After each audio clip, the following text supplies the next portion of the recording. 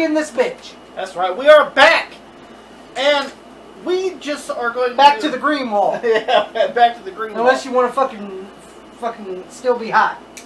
Yeah, the worm is starting to turn when it comes to the weather. But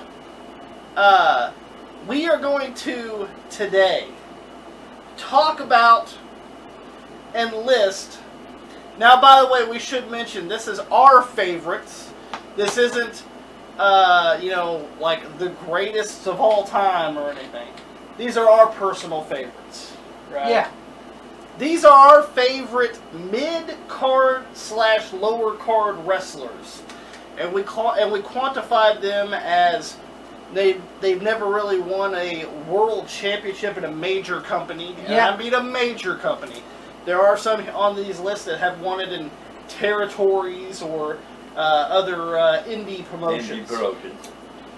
Which we do not count. Yeah. We don't count those. All these wrestlers have never won a world championship. Yeah. In a major company, and they're mainly, most of these guys are mainly in your mid card to lower card status. Yes. So with that being said, and by the way, this is actually a video idea that I came up with.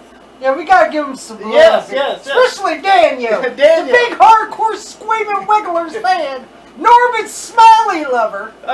Yes, big shout out to the Born Leaders Wrestling Podcast. Like, especially Daniel. He's a big Norman Smiley fan. And Ken Shamrock. Oh, yeah, he's a big Ken Shamrock fan.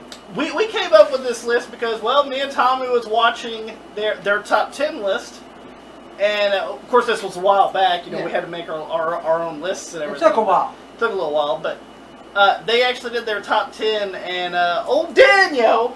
Oh, boy, he went off the list, didn't he? Yeah. Oh, Daniel goes, I will show you. You'll see. He did a Richards. He did a Stephen Richards. He said some of his favorite wrestlers are fucking Ken Shamrock. The one that made me laugh the most, Norman Smiley. Norman Smiley. I'm going to give you a heads up, Daniel. Norman Smiley is not on my list. He's not on my list either. He's not on my list either. But nonetheless, Prince IK will be, though. You gotta love Prince IK. But he's on this. Yeah, great. We decided we're going to do our top 10 favorite lower card, mid card wrestlers. So a big shout out to Born Leaders Wrestling Podcast, Daniel, Damo, and Levante F. Smith. Oh, Levante F. Smith. And we should mention that a link for their channel will be in the description box below. You'll see their name. Hit that link. They're probably one of the best YouTube channels. Oh yes. Yeah. Which there's a lot of them. I know one of them. Yes. One is the Coupon Clipper himself, baby. T and Couponer. T and Couponer. Which is we have a lot of great people that enjoy our videos, and we appreciate it, and we always show you guys some love too. So. And we're going to go through our list here, and we're going to want to start like number 10 for me, you, and then Pops going to do that? Yeah, we'll do it that way.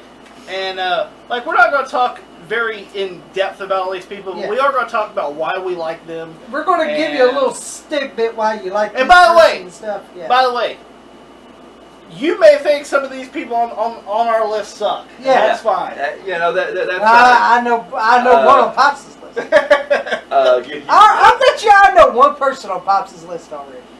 By the way, we haven't shown our list with you. No, we have not shown our list to anybody. Yes. So this is personal that we just wrote down, and we haven't gone over it together. So with that being said, you guys want to go ahead and get started? Yeah, we'll go ahead and get started. All right.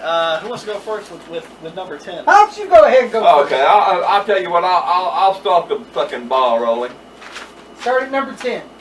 At number 10, my favorite, and I really do mean this in jobber status. I don't care. Barry Horowitz. Oh, I should have known he'd be on the list. Bad Barry Horowitz. Hey, that's one person we knew that'd probably be on the damn list. Why do you like Barry Horowitz? Because I think he's a fucking great talent. He took care of the top wrestlers on there because he knew he had to. Yeah. I mean, he didn't hurt them, and a lot of wrestlers today, say being with him is like taking a holiday. So you know. Well, I mean, there's a reason why he went from every promotion to be enhancement talent. Yeah. People are like, this guy's trustworthy. He's Yeah. on time. Yeah, he knows what he's doing. Yeah. Hell, he even had a job at WCW. Yeah. Yeah. Shit, so. He, as a matter of fact, Barry Horowitz went around the world, really. He even did little stints in Japan. So you know, I mean, he was trustworthy. People know that when they put him on the card, he was going to show up. So I mean, what else is a wrestler going to do? I mean, he did the best. You know, he never won really no major titles that you can think Besides of. regional. Besides regional titles, and we don't count those. But other than that, right there, I think he did get a big push. Yeah, in 1995. Yeah, 1995 when he beat Skip. He did. He even got a T-shirt. Damn it. That's right. I know Pops would have wanted that T-shirt. I should have got that damn T-shirt. So number 10 is Barry Horowitz. Number 10 for me is Barry Horowitz. Let's go next. I'll go next. We'll go like this. Okay, fine. That's fine. All right, I'm going to be honest. My number 10, coming in at number 10 for me, I always liked him. And he had the ability. Like, he had the size, the strength, where he could have been a top guy. I just don't know why they didn't give him a chance. I don't know if it was promo skills or what. Okay. My number 10 is Test. Andrew Martin. Yeah. I think you're onto something about maybe the promo skills. Now, granted, because Test was a good. He had the fucking size. He had everything a talent should have. And by the way, when he returned back in 2007, he looked in great shape. He was ripped. He was fucking ripped. Yes. And when he showed up at ECW, he looked in great fucking shape. So like, maybe it's the promo skills. I'll say this: could he get by? But he could get by. Yeah. But if you wanted to use him as a... That's why they use Stacy with him. Yeah, because I think she was the mouthpiece. You know? And eye candy. And eye candy, of course. But she's mostly the eye candy. But I've always enjoyed Test's work. To me, I thought he was a good worker. Yeah. The size, the ability. He had a great big boot. I love the big boot. And I love the test drive, too. Test drive? He does better than fucking Reno, okay? Fuck Reno. He's never going to be on anything. Licky tongue! You take your licky tongue ass back to the power plant. Learn how to work. Clean toilets like fucking Paul Orndorff told you all to do. But yeah, I had to go with Test. He had everything, and he could have been a top guy. He won a lot of the titles. He won the European title, the Intercontinental Championship, the Tag Team Championship. Yeah, but he never really got the main climb. Yeah, he never won the big belt, the WWE Championship or the World Championship. But he always won those titles. So I'm going to have to go with Test for number 10 for me. Because I always enjoyed his work. And he had a great fucking theme song. This is Test. Oh, yeah. Number 10 for me is Lance Storm. Lance Storm. Now another Un-American. We're at the list with Test. As far as he was in the group of the Un-Americans. I liked Lance Storm. I thought he was fucking tremendous as hell in the ring. Precise, knows what he's doing. Granted, that's why he ended up having his own school and training wrestlers. Yeah. We even seen Lance Storm in OVW. Got to actually meet him once. As a trainer. We actually got to meet him there because he was there. Nice guy. And pretty quiet, though. Yeah, very quiet, but then again, some people... I'm quiet most of the time myself. But can get it done in the ring. Great technician. Rather it was in Smoky Mountain, ECW, and WCW, and even in WWF. Great tag team with Christian. Great tag team with William Regal also. William Regal as well. So, I don't know, man. I've always liked Lance Storm. I know one team you didn't like. Him and Val Venus. Well. You didn't like that Lance Storm, did you? I can fly away.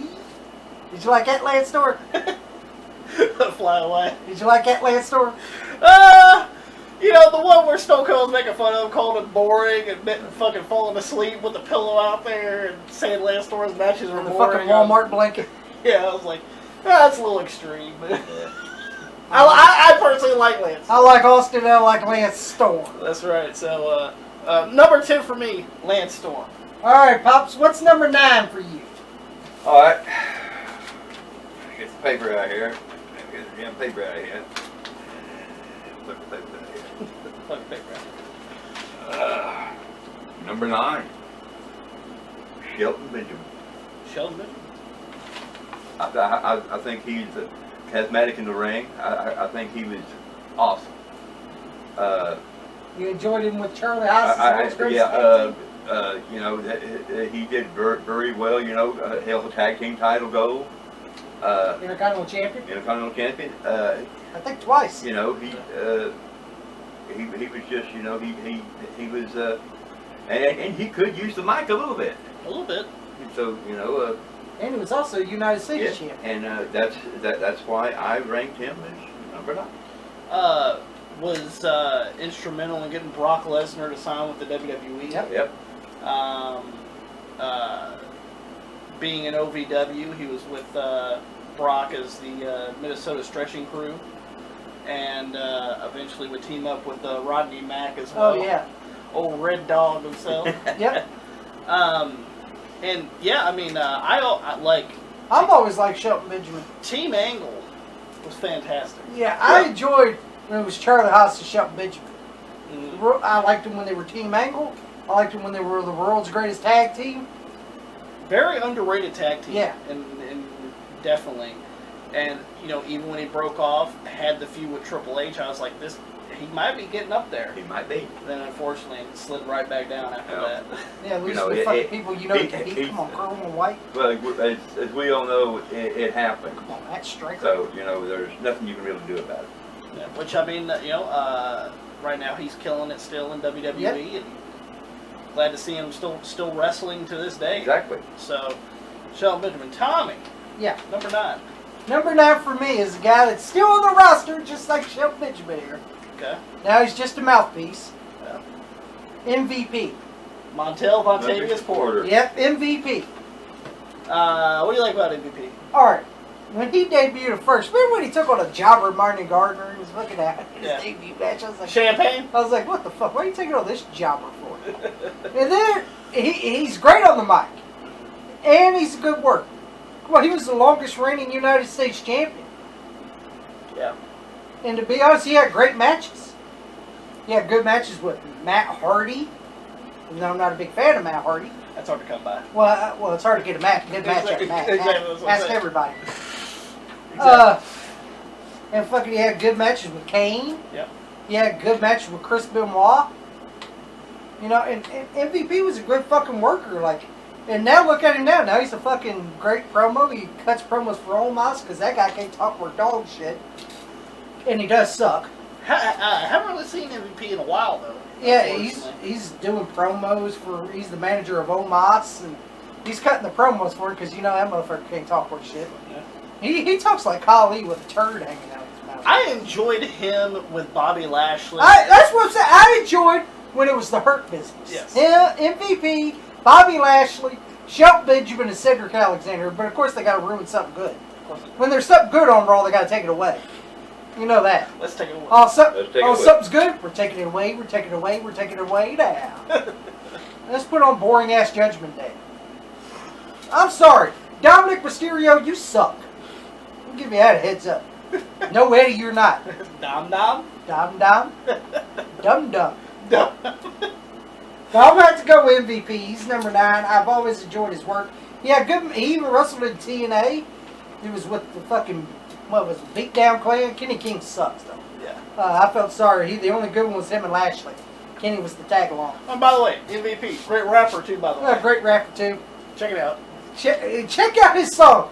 And watch Hernandez almost break a girl's neck, by the way. Yeah, in that video. I'm going to give that a little love there. But I'm about to go MVP, number 9. Number 9 for me. The one Billy Gunn. Look at all I've got. Yeah. My song goes with every 90-cent cop. That's right. Check out the one Billy Gunn theme song. Great theme song. Billy But- Gunn. And every time he does the famous Earl Stevie Richards. And the shirt comes up a little bit. But I've always liked Billy Gunn. I have to. Like fucking still ripped to fucking shreds today.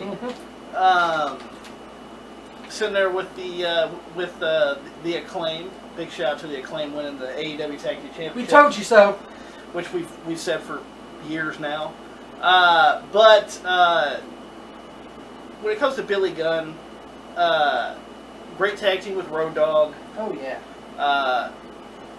Decent tag team with Bart Gunn as the Smoky Guns. Great tag team with Chuck Palumbo too. You know, people make fun of the Billy and Chuck. I enjoyed them as a team. They were actually a good team. Yes, they was. And great theme song, by the way. Oh yeah. But they were, you know, once again, I know it was the whole gay innuendo shit that they used to do. Let me just say this.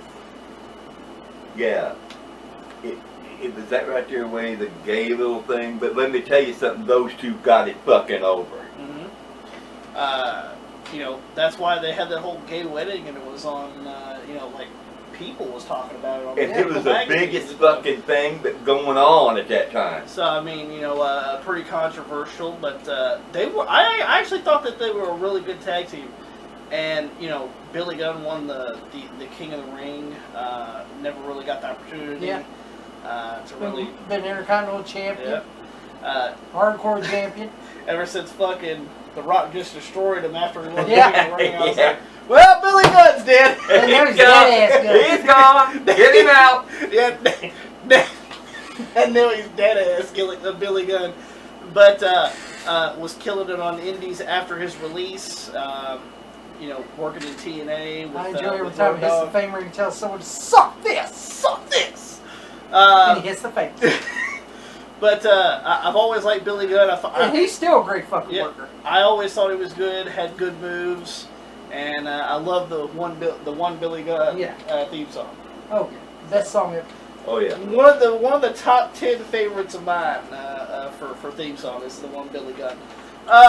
Let's go out with number 8.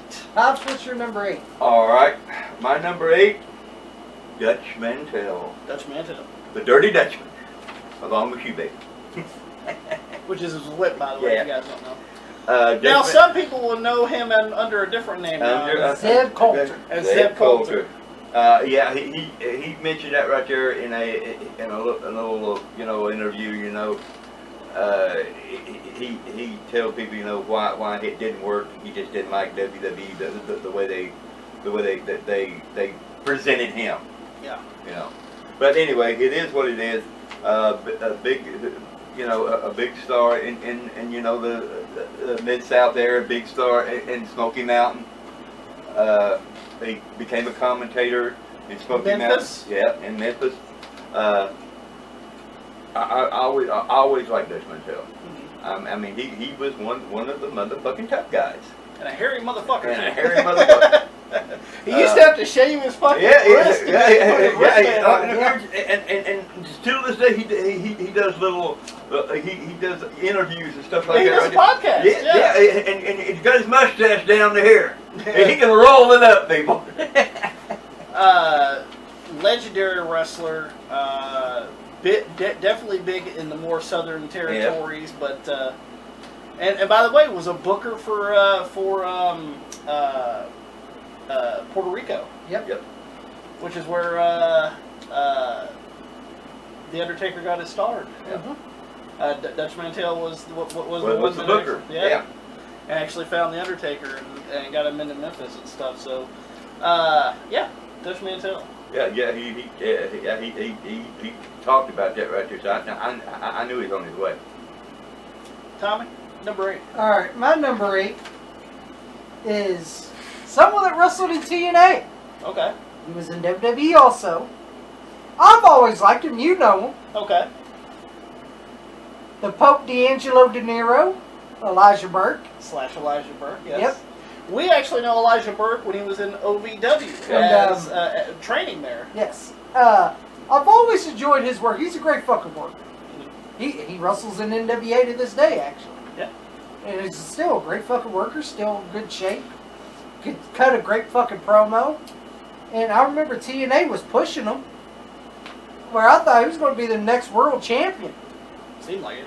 And then all of a sudden his fucking push fucking went awry. He was fucking, come on, he was dating with Devon. And remember when he was feuding with Devon over his fucking kids, for God's sake? Oh, yeah. Good God. Yeah, I remember that, yeah.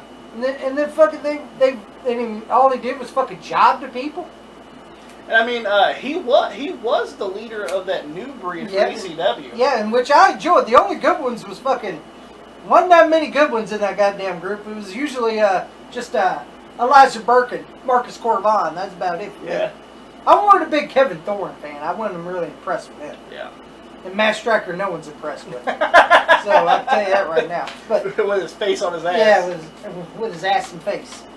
But I've always enjoyed Elijah Burke and him as the Pope. I thought it was a good gimmick, and he was getting over, and he has great talent, and he's still working great to this day in NWA. And of course, you know, we got to see him when he was developing in OVW. Yeah. And he used to come out to Living in America by James Brown. He was dressed like fucking Apollo Creed. Yeah. So, I mean, he was doing good stuff there, too. And he was OVW champion, too. Yeah. So, and once again, does not count because it's more regional indie, but nonetheless. I'm going to have to go with the Pope D'Angelo De Niro. I'm going to go with number 8 for me, Sean O'Hare. Sean O'Hare. I've always liked Sean O'Hare. I did, too. He's a great fucking worker. One of the only guys besides Jeff Hardy that can do that swanton bomb. Yeah. And land it, actually. To be honest, I think Sean O'Hare's is better. Yeah, because Jeff's is a little sloppy. Yeah. I like Sean O'Hare's better, look better. Yeah, Sean seems to actually... drugs. could be the drugs. But it always seemed that Sean O'Hare would actually hit it, you know, perfectly most of the time. Tall guy, pretty much really good shape. You know, in WCW he was loss leader because he was in that fucking Natural Born Thrillers, and you know, granted, you know, I know that they were the power plant guys and stuff. And we actually got to see him a little bit in OVW after WCW closed down. And he's part of Bullet Services for a while. Yes, he was. And then he got called up to the main roster. And he was the bodyguard of Roddy Piper. Which I thought is where he was. Well, I thought he was going to get a good push. But unfortunately, Piper kind of ruined that. But nonetheless. And then he was velocity bound. Yeah, there was velocity bound, and then he started doing that whole devil's advocate, you know, thing where you know, hey, you want to smoke a cigarette? Go ahead. I ain't gonna tell you anything you don't already know. And he never wrestled after that. Yeah, I was like, all he did was those pro vignettes, and that's all. Yeah, I was like, what the fuck? Because I was like, he didn't even wrestle. You know, cut a decent promo. Really good in the ring. I just don't see why he wasn't a more major star. But that's what I'm going to go with. That's number 8. Like everything else, could be the power that be. All right, Pop, who's your number 7? All right. Number 7 for me is an old one. Okay. People that don't know will explain. Wilbur Snyder. Okay. Wilbur Snyder, 60s and 70s wrestler. Affected the move that is still used today called the abdominal stretch. He perfected that. Most people don't know, but he did. And it, like I said, it's still used today. He won major titles. But there's only one title that ever obeyed him, and that right there was the world title. He won a lot of regional titles. A lot of regional titles all over the world, but there never was the big one for him. But he was. Well, during that time, what was it? AWA and NWA. And that was only ones that was going at that time.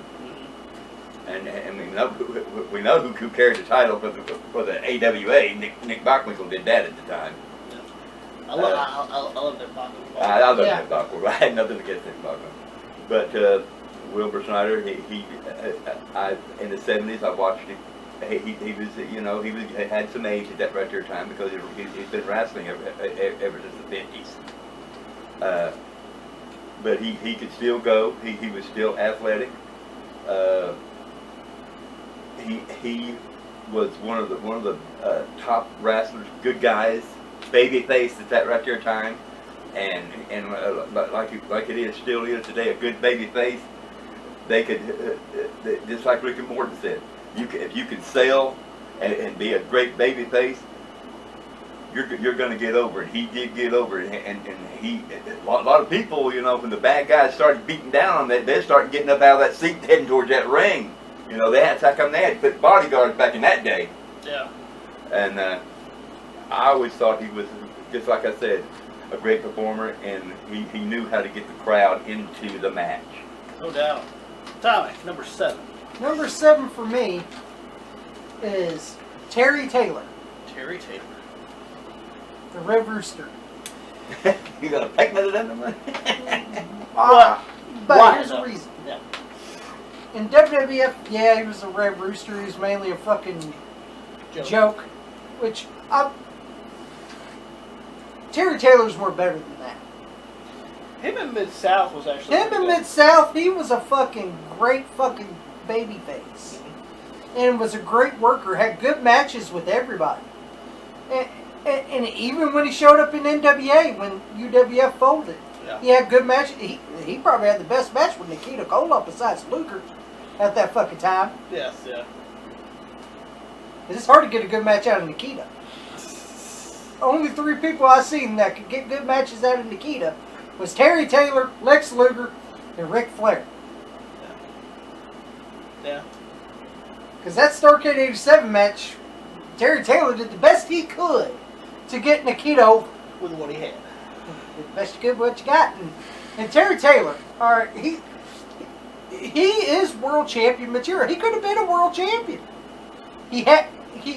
And I heard he was going to be the next Mr. Perfect until Kurt Hennig, but to be honest, I would have gave it to Kurt Hennig too. Yeah. Same. You know, Same. I like Terry Taylor. He's a great fucking talent, but I think he could have. He was great in the territories and could have had a better run. He could have been a world champion. Oh, that. But And he won a lot of regional titles. He won he was the UWF television champion, and he won a whole bunch of regional titles. Not only that, but also working backstage as well. Yeah, Been and he's an a good agent, backstage agent. agent, producer. Yeah, So I mean, he knows talent. the only thing that I don't like about Terry Taylor is he's a big talker with Meltzer. Well, that's fine. I'm talking about your talent wise, not your ass licking. Well, 7 is Doug Basham. Doug Basham. Now, for some people that only watch WWE or their short stint TNA, we watched him a lot in OVW. Yeah, And he was the top heel there. yes he was. He's a great heel.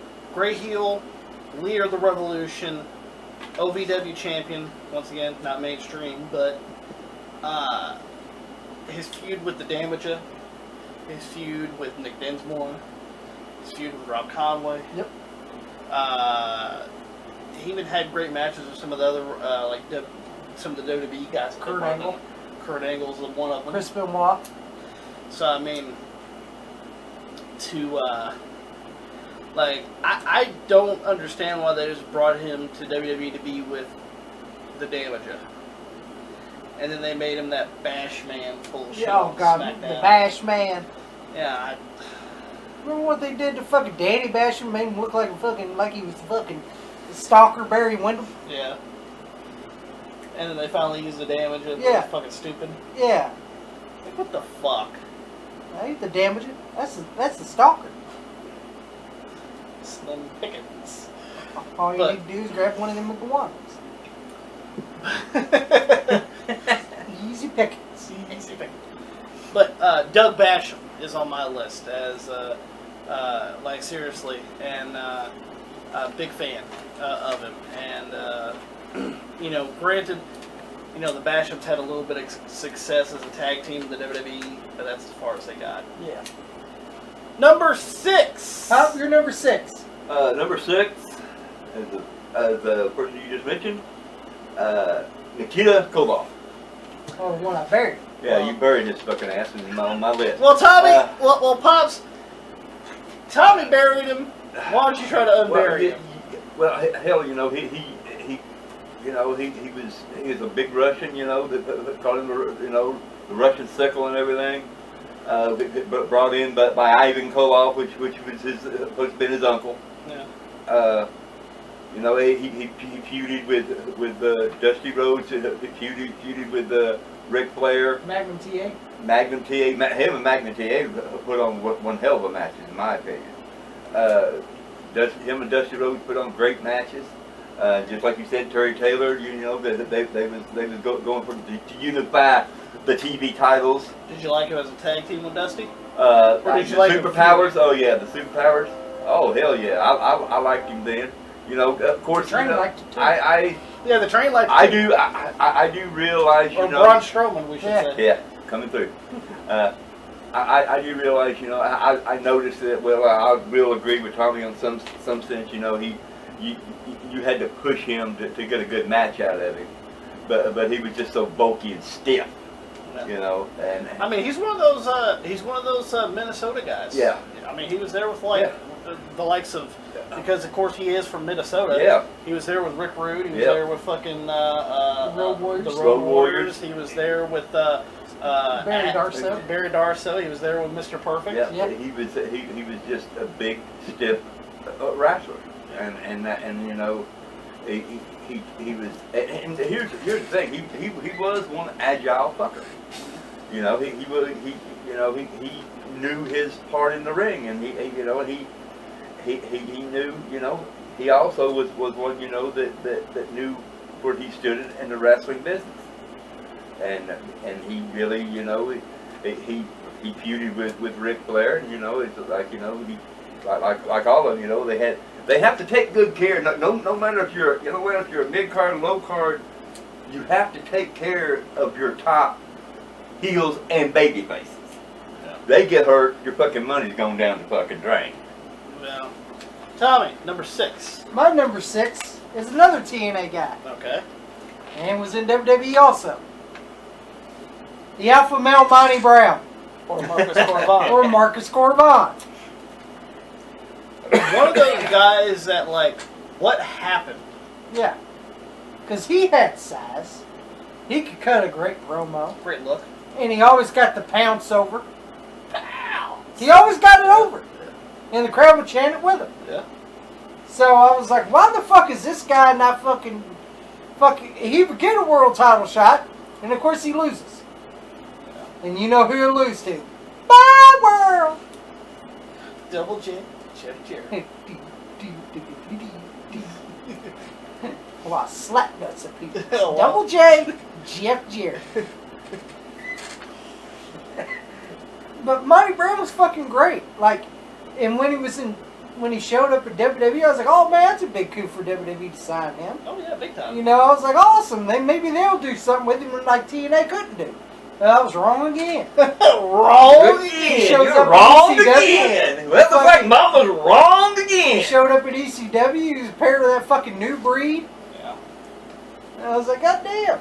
Every time and I'm like, why is this guy not getting a push? He has everything. He's a great fucking worker and a great promo guy, but I always enjoyed Monty Brown's work. Most definitely. One of those guys of just like TNA. Why didn't they missed the push boat it? Yeah, on him. they missed him big time, and then WWE just never really gave him much of an opportunity. Never either. really gave him a chance. Like, you know, I know he did leave wrestling on his own merits and everything. But he could have been more than what he did. Most definitely. He's just one of those what ifs. Like he should have been a main star. Yeah. I'm gonna go with my number 6, which is Too Cold Scorpio. Too cold. Scorpio. Love Too Cold Scorpio. Fantastic wrestler. One of the more innovators in the high flying style because he was doing that shit in the early 90s, which you didn't really see very often. Yeah. So, I mean, you know, well, I mean, granted, you know, you've seen a lot of that stuff in Mexico and stuff, but you didn't see it here in the U.S. Yeah. An innovator. Innovator. A great fucking talent too. Promo. Kind of. But Work-wise, great. Work-wise, great. Had to carry some shitty partners like Buff Bagwell and a few others. Yeah. Was in the shitty job squad for some reason. He was the only good one. And I was like, he's the only real good one out of the group besides another person on my list. Which Oh, you got someone else on the list for the job squad. Yeah. And it ain't Mr. Sensational. It ain't Dwayne Gill either, is it? No. No, it ain't Dwayne. So that kind of Ain't the narrows Blue down my Meanie. list later down. Yeah. No. No, it ain't Blue Me. Well, So that narrows it down. that narrows it down pretty easily. But, I always thought he was a great performer in the ring, and but promo skills, lackluster at best. But I always, the category. When I knew a Too Cold Scorpio match was going to come on, I was like, this is going to be a good match. Yeah. Really. Even if he takes on a jobber, you know it'd be interesting. Here's the thing. He made it a good match. He knew what the spots were, I would say with him, even with the jobber, he led what was going to happen into the ring. So he was the guy that called the shots. And then in the late '90s, mid-late '90s, he becomes Flash Funk. And he even had good matches as Flash Funk. Yeah, I mean, granted, I He's a jobber. I wasn't like totally sold on that gimmick, unfortunately. But I mean, I was just like, well, at least Too Cold Scorpio's gonna have some kind of fucking, at least he's gonna be in some matches and gonna be on the card. Yeah. And then eventually he gets his release, but yeah, Too Cold Scorpio. Number 5! Number 5, Pop. Number 5 on the list. Here we go. Number 5, my number 5, Bobo Brazil. Now, most people that don't know Bobo Brazil, he come out wrestling, he started in the 50s, 60s, and 70s, all through the career. He was known as the Coco Butt. He would slam his head against their head, like that right there, knock them out. I always liked Bobo Brazil. I thought he was a great athlete. Had a lot of original titles. Never. That's only ones he did win. All the now, other. I will say this: he did have some unrecognized NWA fucking championships. Yeah, unrecognized. But unfortunately, by the NWA, it wasn't really recognized. Yeah. I always wanted to meet, and I finally got my chance in Seymour, Indiana, at Brownstown Fairground. He was wrestling, and what year was this? It was late '70s, early '80s. It was in the early '80s. Early '80s. And I went. I was sitting in the road that he walked through. Yeah. And I literally got up and walked to the end of that aisle just to touch his hand. And he was, his knees were gone, and he probably had arthritis in his hands, and I touched his hand. And he looked down and gave me a smile, and I said, "Get him, we'll do it." And but he was so beat up with his knees and everything, broken down, that they had to pretend to attack him and throw him in the ring, at that right there time. Which it didn't matter to me. I got to see a guy I wanted to see, Bobo Brazil, and they ended in the match. He won. It's all about Coco Butt. With Coco Butt. Nice. Tommy, number 5. My number 5 is, I'm going to do it just for you, Ted DiBiase. Ted DiBiase. Or as General Skandor Akbar called him, Ted DiBiase. Ted DiBiase. I'm going with Ted DiBiase. Ted DiBiase. This guy was fucking talented and was going to be world champion in the WWF. But that changed. Now, granted, he did win it technically by getting it from Andre, but they avoided that. Yeah, they avoided that. So he made his own. Yeah, he made his own. He got the $1 million championship. The $1 million championship. And I always enjoyed Ted DiBiase's work. Yeah. In the ring, he was a great fucking worker. In UWF, he was fucking great. Ted, go watch Ted. Go watch DiBiase. early Ted DiBiase, Especially in the Mid-South. UWF. Yeah, He was fucking great. In Mid-South, he was fantastic. In fucking Mid-South, he was fucking great. And when he showed up at WWF, he was great too. He had great matches with anybody. Yeah. Come on, he's one that could pull. He's another guy that actually pulled out a good match out of Warrior. Besides fucking Rick Rude. Yeah. And Hogan. The only match Hogan had, well, '98 wasn't. That was shit. But yeah, Ted DiBiase always had good matches with everybody. He had great matches with Jake the Snake Roberts too. He always had great matches with everybody. Anyone he was in the ring with. You know when Ted DiBiase's wrestling, you know you're going to have a good match. Besides Virgil. Yeah. Well, you can only do so much. You can only do so much. You can't blame Debussy for that. I can't blame Debussy for that. You got to blame Mike Jones. Who? Mike Jones. Now, and granted, he was North American champion Yeah. in Mid-South. Yeah. A few times, actually. And was the leader of the Rat Pack Yep. with Jim Duggan and Matt Bourne. Yeah, and that was a good group. Good group. I've always liked Ted DiBiase. DiBiase. Ted DiBiase. Ted DiBiase. Debussy. I'm going to go with my number 5. I'm going to go with Paul Burchill. The Ripper. The Ripper. Even the Velocity Pirate The Ripper. Yeah. was on Velocity a lot, Jim. Most people would know him as the Pirate. Was that horrible? Yeah. We need a what was Johnny Depp. Yeah, pretty much that's what it was. The Pirates of the Caribbean was a big Yeah, movie then. fucking they're trying to tell him, we want you to be a fucking pirate. Oh, fuck, well, why? What am I going to do? Am I going to roll the plank? Well, you know they got that goddamn Pirates of the Caribbean movie that no one likes. And then not only that, but a few years later he was fucking with Katie Lee. And they were pretending like they were fucking each other or whatever. Yeah, they it were was. brother and sister or some shit. Yeah, it's like, what the fuck is this shit? Now, see, that's not what I'm talking about. I'm talking about OVW. We're talking about the Ripper. Yeah, we're talking about the Ripper, Paul Burchill. He did have a good team with William Regal, of course. Good team with William Regal in the Until early... they fucking made him a fucking pirate. Yeah. Which was, he only had a good run at the WWE for like a year, and that was before he became the Pirate. Yeah. But Paul Burchill in OVW was way different than what you guys seen in WWE. And solid performer, decent on the mic, can get it done. Was OVW champion multiple times. Got to see him face a lot of different guys. Yeah, and he wrestled like fucking Regal and Finlay. Mm-hmm. So I mean, and Dave Taylor.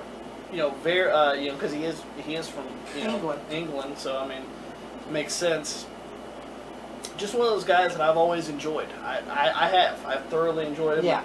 As far as his WWE runs, well, That's what it was.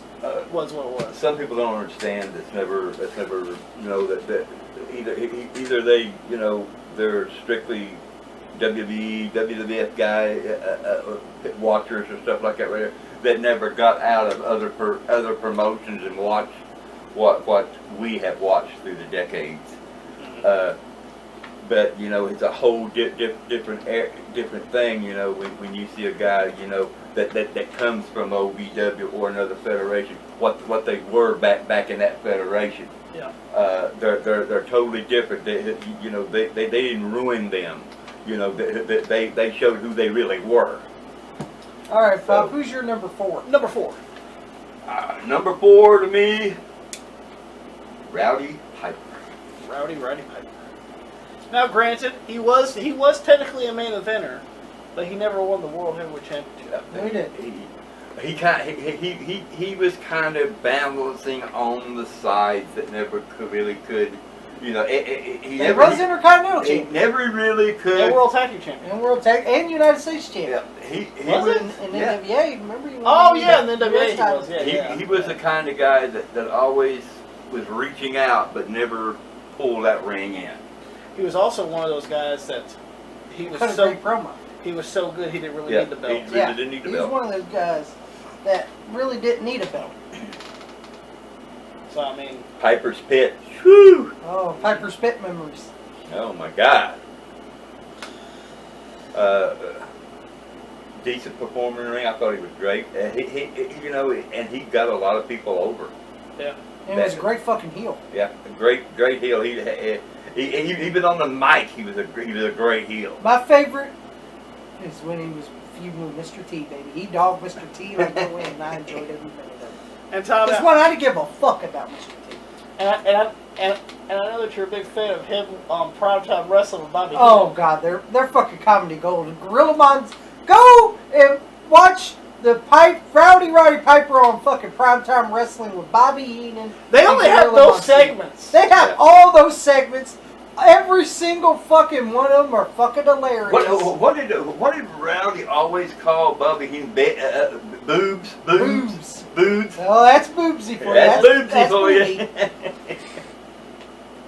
you. Great. But he, like I said, he's on my list. Number 4, Tommy. Number 4 for me. Yeah. Is Wahoo McDaniel. Wahoo McDaniel. Oh, Big Chief Wahoo McDaniel. Okay, why? Why? Yeah. Because I always enjoyed his work. And I'm going to tell you right now, Chief J. Strombo sucked as an Indian. Yes, he did. The only good I Indian agree. I fucking seen was Wahoo McDaniel.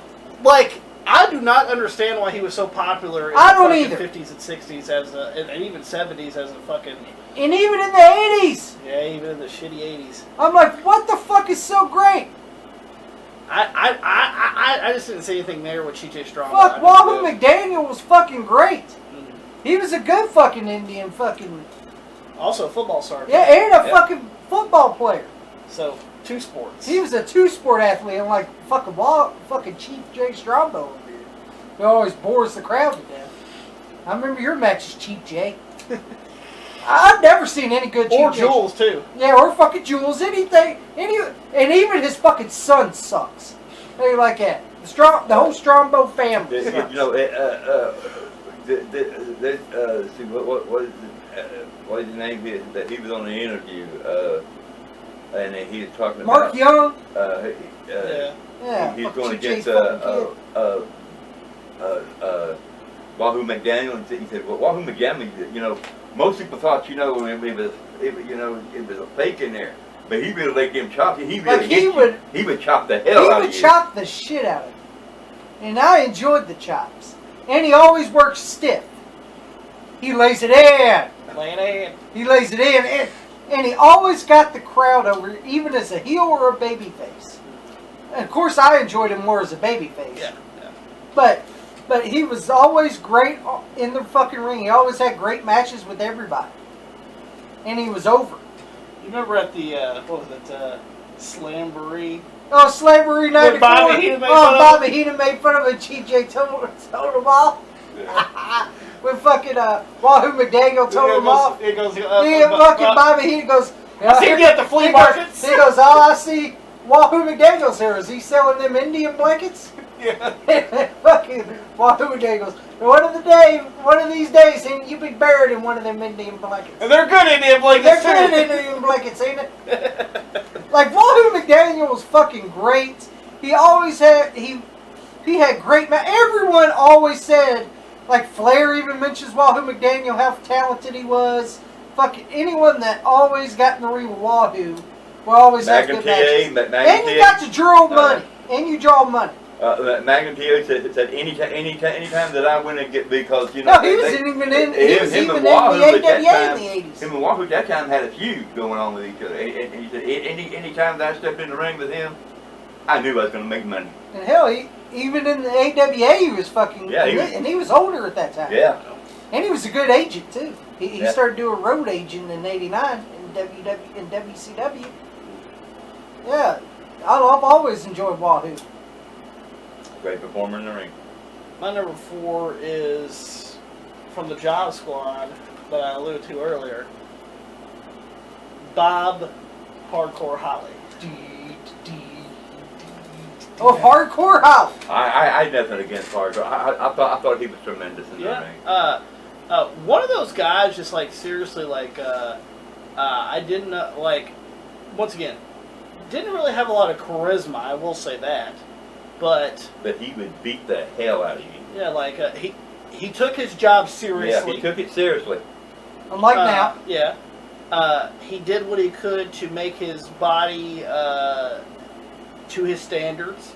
Like he even admitted that he'd done steroids in the Attitude Era. In the Attitude Era, but he said that he never did them to an extent where it was going to hurt him or anything. He just wanted to get more defined and everything, and then he got off of them. And he knew how to get talent over. Mm-hmm. He would get a lot of talent over there. And he was there for years. Yeah, like some people shit on him. Always shit on him. I'm like, he's there to get the younger guys over. That's it. He's there to put over other guys. I know that mentor them. I remember,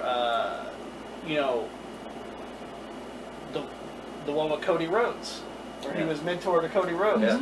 And even Cody Rhodes says when he was in the ring with Bob Holly laid it fucking in. Yeah. Yeah. And will fucking beat the shit out of him. Yeah.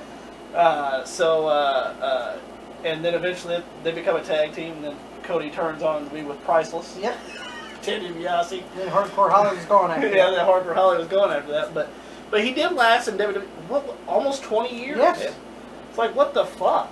You know? Some people don't understand. Well, these guys, that wrestle these guys. They are there to get them over. They are there to make sure that nothing happens to them, and to show how they are trained properly.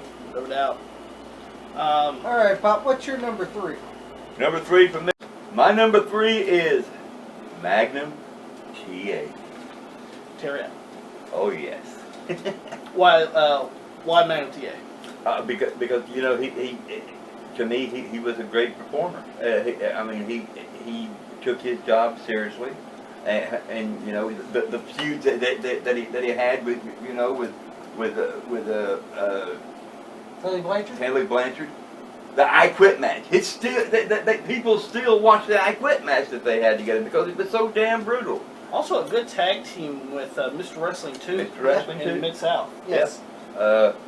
He was a good U.S. champion too. Yeah. His feud with Nikita, legendary. And teaming with being with Dusty Rhodes. And he was going to be in WWE World Champion. Yeah. He did have a few matches with Flair, but nothing. Nothing out of the ordinary. It was lined up for him to be World Heavyweight Champion if he hadn't had the car wreck. Oh, yeah. And it ruined him. He was never the same again. That right there just ruined him. And he went to announcing. Yeah, he went to announcing. He did a lot of commentary on the and everything like that right there. And he'd introduce the wrestlers, have interviews with them and everything. Was also the host of the Danger Zone. Yes, he was. Go check out the Danger Zone. He was on his way to. Everybody said, that even Ric Flair, he was on his way to be the world champion. That right there is what it was for. And but the sad thing is, he never had the opportunity to do it. Tommy, number 3. My number 3 is from the Four Horsemen. Okay. Arn Anderson. Arn Anderson. Arn Anderson. Double A. Arn Anderson. The Enforcer. The Enforcer. Okay. The nucleus of the Horsemen, in my opinion. Oh, yeah. Well, yeah. Besides Flair and Tully. At this point, Flair's kind of dead to me. Well, I'll talk about. Oh, did you say he wanted to come back for another? Of course he does. He always another wrestling match. Of course he does. Stay retired. Take your fucking foam belt and stay home. I'm sorry, I've lost respect for Flair. Yeah, I have to. Enough is enough. Because it's time for you to fucking sit at home and fucking stay there. Listen, Flair. If you want to do your fucking podcast do with your fucking podcast. Fat Conrad, go ahead by all means. Fat Con Man. Fat Con Man Thompson. Don't fucking wrestle no more, because that match was horrible. That should have been your fucking sign right there. It's time to hang up them purple tights. I'd never stepped in the ring to begin with. I just want to say that. What you've done, you know, in your career when you was younger, like you said, I'd have left the memories of fucking lungs. But yeah, I have to go with Arn Anderson. Okay. Because he was a great fucking talent.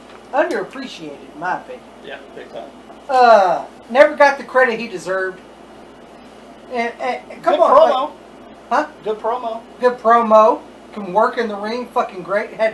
I'm sorry, he had the best spine buster I've ever seen. Yes. I don't give a fuck. Triple H's is okay, but if I choose, the only one that can do an excellent fucking spine buster is Arn Anderson. I loved his spine buster because it looked better. And I enjoyed the gore buster too. Oh yeah. And him and Tully as a team was great. As the Brain Busters and when they teamed in the NWA. And then like they never needed Arn Anderson when they needed him. If someone didn't want to do business, for example, the fucking Honky Tonk Man. Yeah, let's call Arn Anderson. He'll wrestle with Johnny B. Bad. They always put Arn in when something's fucked up. We'll slide Arn.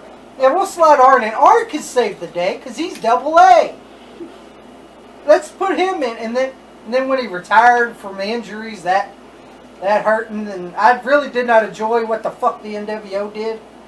And by the way, I still like you, Nash, but you're a fucking big fucking prick when you did that. Even though I let you slide, you said He even said that. they said it was all right. They did it, Yeah. but even Eric Bischoff even confirmed he wishes he never done that. Yeah. Because Arn Anderson helped him through a goddamn fucking thing with Big Dick Johnson. So, because Arn was the agent of that. Yeah. And fucking Bischoff said the story Why, he helped about him that. through with Big Dick? Yeah, he had to do the Big Dick Johnson fucking thing where fucking they shoved fucking Bischoff's face in his fucking butt cheeks. And he didn't want to do it, and Arn talked him out, talked him into it. Go, hey, in WCW, you made me do the goddamn fucking horrible goddamn NWO. You made me do that. You're gonna smell ass. You're gonna smell ass. But I've always liked Arn Anderson. By the way, good agent backstage. Great good fucking producer. agent. Yep. And look at what he does in AEW. People don't want to listen to a fucking guy that spent 20 fucking years in the goddamn business. But listen to a guy with a dirty fucking apartment and a compact computer's okay. Well, they want to listen to the guy that reads 30 sheets. My number 3 is Brian Pillman. Flying Brian, keep your eye on him. Yeah. You keep your eye on him. Literally one of those guys, just like Tuco and Scorpio, that kind of brought that more high-flying style to the United States. Yes. Made it his own arsenal out of it. Great matches with Jushin Thunder Liger. Him and Steve Austin, Hollywood Blondes, one of the best fucking WCW tag teams Of all time, in my opinion. Yes. Up there with Harlem Heat. Granted, his WWE run, I did enjoy him with the Hart Foundation. Yes, but I mean, But again, he couldn't work like he used to. He had the broken ankle, he had the fused At least, ankle. and I could understand he wanted to work. Yeah. So I mean, it was what it was, and unfortunately, he did die. Yeah. Before before a decent age, and it's nice to see Brian Pillman Jr. trying to. Another great fucking talent. Yeah. To live on in his dad's name and try to do the best he can, and keeps getting floundered in AEW. It's another waste of fucking potential. Yeah. Let's go ahead and go with number 2. Pops, you're number two. Number two. Jake the Snake Roberts. Jake the Drug Roberts. Yeah, Just sweatpants and pissing in a bucket count. Jake, come in like fire, and he wrestled in Mid-South, he wrestled, in world class. He got his big push when he entered the WWE, and he had great matches there. A great fucking talker. Yeah. Do you think the one thing that really hindered him the most was his outside duties? Yep. I thought it was too. His drug use? Yep. Maybe that's why I he was think his attitude drugs Yeah. and alcohol ruined Jake Roberts. Because come on, he had great promos. Uh, He wrestled. He was a great fucking worker. he you know, well, he That was the problem. You know, the drugs. he does podcasts now. You know, people. At least get he to owns believe up him. to everything. And he does on them. He said I was my own worst enemy. Said me, I was holding a gun to my own head and didn't even know it. Said and thanks to DDP, you know, he saved my life. Said if he hadn't helped me and pushed me and drove me, I'd be dead right now. Said Another guy that nobody listens to in AEW. Imagine that. Another Now I guy. will say this: I did see him talk about unprofessionalism and stuff. And I was like, "Fuck you, Jake. You're fucking. Yeah. You were one of those most unprofessional But listeners here's that it's there someone they ever could, was." Here's the bad part. It's someone they can fucking learn from. Mm-hmm. He's been there. He knows what's good and what's bad. Top guy, but never really got that main. Yeah, never- Another look guy at that can fucking that that you can fucking learn from. But no, let's don't talk to fucking Jake Roberts. Let's talk to fucking Crotch Rot Meltzer over here on his goddamn dirty fucking apartment. dirty sheep man. Dirty fucking apartment and fucking Acer fucking computer. No, that's what he gets. That's what he But earns. you know, Ain't that right? Ain't that right, Beaver? He had his demons, and you know, At least he's overcame them. Yeah. He's overcame them, and he said, you know, it's a struggle every day, but you know, I'm going to push on, and I'm going to beat this thing. And he, you know, to me, he did it. Tommy, number 2. My number 2 is the Junkyard Dog. Junkyard Dog. Well, Why Junkyard Dog? I've always enjoyed his work. Yes, he wasn't the best fucking worker, but every time in Mid-South he drew fucking money. when they Go watch any Yeah. Mid-South show, like television show. When you heard Another One Bites the Dust. And here comes fucking Junkyard he Dog was coming out. out. The He's fucking coming out crowd of went there, you know. fucking crazy. Got on that apron, grabbed that rope, man. You know what was going to happen.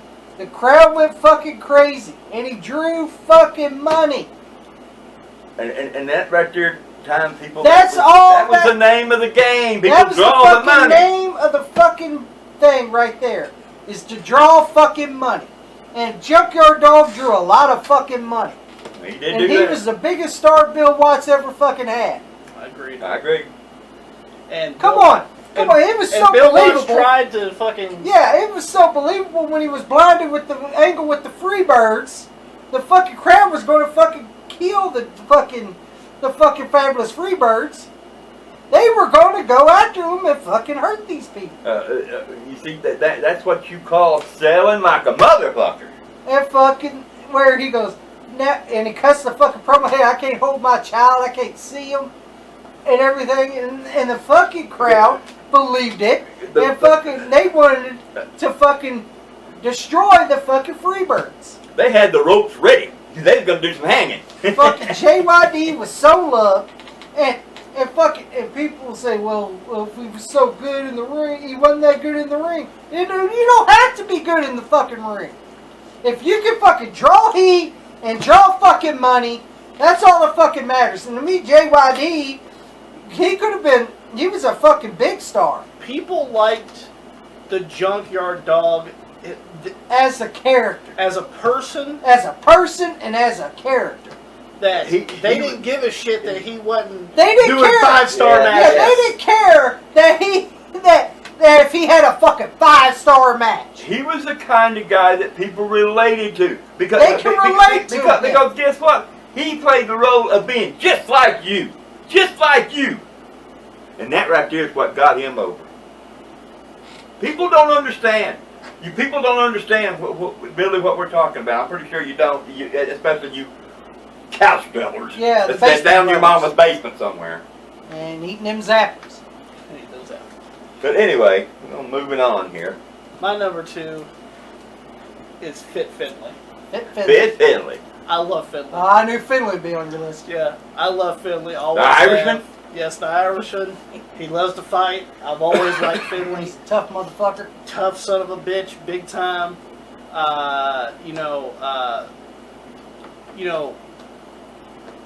one of those guys that Irish, fucking grew up, tough motherfucker. One of those guys that, like, I've never really seen a bad Finley match. Now, granted, like, I did like his WWE run until fucking they did when he's paired with fucking Hornswoggle. Yeah, until Hornswoggle came in and ruined it. Yeah, and then not only that, but also a great agent. He did a lot of the matches. Yeah, he trained them. Yeah, he trained a lot of the divas and stuff during that time. And people actually give him credit. They're like, you know, if it wasn't for Finley, we wouldn't fucking be working here and shit. Yeah, you damn right. You'd be going back and doing lingerie. Yeah, so I mean, and like, he thought WWE did that as a rip to him. Yeah. He goes, we're gonna give you these supermodels. Yeah, we're gonna give you a rib here, yeah. These fucking maximum people. Yeah. You're gonna work with the girls. What? Yeah.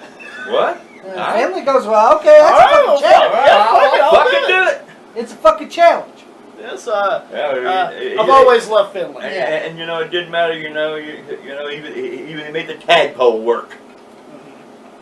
Let's go ahead and go with the last one, number 1. All right, Pop's your number 1. Number 1, Nick Dinsmore.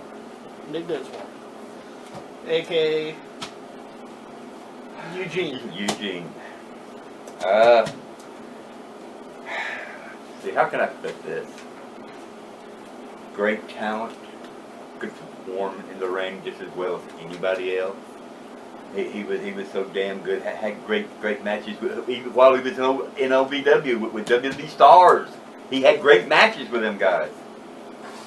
And you know, you kept on thinking, you know, as good as he was, he's gonna move on to WWE. He's got to get there. And he got there as Eugene. They changed his name, changed whatever he did in the ring. It wasn't Dinsmore in that ring. It was their fucking Eugene, which destroyed his fucking career. Thank you, WWE, you pieces of fucking shit. Well, you could have said no. You could have said no. I know you would have. I would have said fucking no, you goddamn motherfuckers. I seen what you did to motherfuckers that already went there. That's true.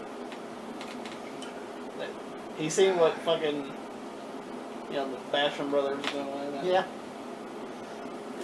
Like seriously, go watch Nick Dinsmore's career in OVW compared to what he did in WWE. Great. It's night and day. You see that right there's what we're talking about. The people that you have never seen, but you see them in WWE and you think, where the hell these motherfuckers come from? Well, motherfucker, if you watched before they got there, you'd know what they were. Ignorant, cocksucking little crouch, little basement dweller beating off every night because you ain't got no damn pussy. Tommy, number 1. My number 1. You probably got a dick between your fucking pussy, motherfucker. My number 1 is number 1. My number 1 is Paul Orndorff. Mr. Wonderful. Mr. Wonderful Paul Orndorff. He's wonderful. He's Mr. Wonderful. That's right. Mr. Wonderful Paul Orndorff. That was another guy that to me, even as he was, he was the kind of guy that didn't really need a title. Because he was there, you know, he was out there. The reason I went with Paul Orndorff is because, one, he's a badass, and he's a tough guy. One, he put Vader down, so what does that tell you? In flip-flops. In flip-flops. He does flip-flops. And Paul Orndorff, come on, he had good matches with Hogan, and I enjoyed when he turned on Hogan. That was fucking great. Yeah. And he always looked in great shape. He could have been a world champion the way he looked. Yeah. And like, I don't know why they didn't give it to him. I mean, he did win some regional titles. He did, and he did win the television championship in WCW. And he won the television championship. He won the World Tag Team titles. WWF, WCW. Paul Roma. Even did stints in Smoky Mountain. Mm-hmm. And like, he was always fucking great. And I loved his pile driver. To me, he done a better pile driver than Lawler did, in my opinion. Because at least Paul Orndorff would jump up when he does it. Yeah, he does. Look at Lawler does this sit. This is it. Had to get back to the Born Leaders Wrestling Podcast. The set. Because I know you guys are Lawler fans. Big time, huh? They strap the strap down. Everybody in pro wrestling on and the Born Leaders Wrestling Podcast knows what that means. That's right. But Paul Orndorff, you know, I had to go Paul. He was fucking great. And he was great. And he's a great heel. Even he was I enjoyed him better as a heel than a babyface. I remember when they switched to babyface. I was like, what the fuck for? It's like he's a better heel. Yeah. Oh, But I've always enjoyed Paul. I always thought Paul Orndorff. If there's anything, he was a better heel than he was a babyface. So yeah, I had to go Paul Orndorff. My number one is a little odd one, but still nonetheless. You guys already know this, of course. Jamie Noble. Jamie Noble, what? I've always liked Jamie Noble. That's funny, Jamie Noble. Jamie Noble's my number one, guys. Make fun of me if you want to. Go down his trailer park, boy. Well, hang on, Daniel had Norman Smiley. That's right. Yeah. You got Jamie Noble. I got Jamie Noble. Literally, like, not the smallest guy in the fight. We're going to be putting water in our trailer now, baby. Literally, not the biggest guy. Was pretty much putting like the cruiserweight status most of the time. Was cruiserweight champion. Loved the gimmick. Loved the trailer park gimmick. Look, baby, we're in Waller. And he lived the gimmick. He lived in a trailer. He actually legitimately lived in a trailer. He lives the gimmick. Yeah, he lives the gimmick. He didn't borrow from fucking a trailer. But literally, now I do know that he did win the Ring of Honor Championship before as James Gibson. But, Ring of Honor is kind of underground, kind of indie, well, so to speak. But nonetheless. He did the gimmick, and he got the fucker over. I like Jamie Noble. I really do. He's one of my favorites. The main thing to me is when you're good enough to get a fucking gimmick over that is totally fucking odd and strange, you've got to be fucking talented as hell. No doubt. We hope that you guys enjoyed the video. If you guys did, make sure you guys give it a thumbs up. If you want to go ahead and start getting those we'll get the creamers over here. Rip my knee. Rip my knee. Every time I touch you, I'm touching something that's going to rip you open. What the fuck wrong with you? Though that is our top 10 lower card, middle card guys. We hope that you guys enjoyed it. If you guys did, give it a thumbs up. Don't forget to share it on social media. Like us on Facebook, facebook.com/WrestleRampage2. You can also follow us on Twitter @WrestleRampage. You can also follow me and Tommy on Instagram. And no IG for Let the Bodies Hit the Floor over there. But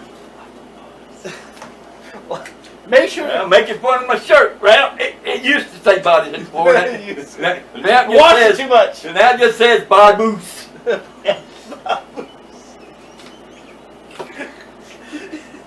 Hit that subscribe button for more great videos coming to you guys because we're that cream that rises out. Cream of the crop. And nobody does it better.